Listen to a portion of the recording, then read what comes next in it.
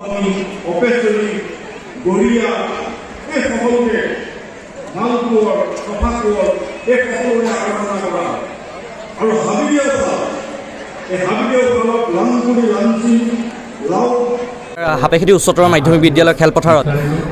অসম চৰকাৰৰ সাংস্কৃতিক পৰিক্ৰমা বিভাগ তথা হাপেখাতি বৰুৱা চাৰিআলিৰ পূব হৈপুৰ এই তিনিটা মৌজাৰ অন্তৰ্গতসমূহ ৰাইজৰ উদ্যোগত 24 সংখ্যক কেন্দ্ৰীয় মেডাম মেফি আজি ইয়াতে উদযাপন কৰা হৈছে। আমি দুদিনীয়া কাৰ্যসূচীৰে কেন্দ্ৰীয় মেডাম মেফি উদযাপন কৰিছিলোঁ। যোৱাকালি ইতিমধ্যে পতাকা উত্তোলন মৈদাম তৰ্পণ তথা কেন্দ্ৰীয় প্ৰতিনিধি সভা অনুষ্ঠিত হৈ যায় আৰু উক্ত প্ৰতিনিধি সভাতে অহা আগন্তুক বৰ্ষৰ বাবে সভাপতি হিচাপে সুৰুজ বুঢ়াগোহাঁই ডাঙৰীয়া তথা যুটীয়া সম্পাদক হিচাপে জীৱনজ্যোতি গগৈ ডাঙৰীয়া আৰু অনিল চাংমাই ডাঙৰীয়াক সভাই নিৰ্বাচিত কৰে আৰু আজি সাংস্কৃতিক শোভাযাত্ৰাৰ আজি অনুষ্ঠান আৰম্ভণি কৰা হয়, দ্বিতীয় দিনৰ কাৰ্যসূচী আৰম্ভণি কৰা হয় আৰু তাৰ পাছতে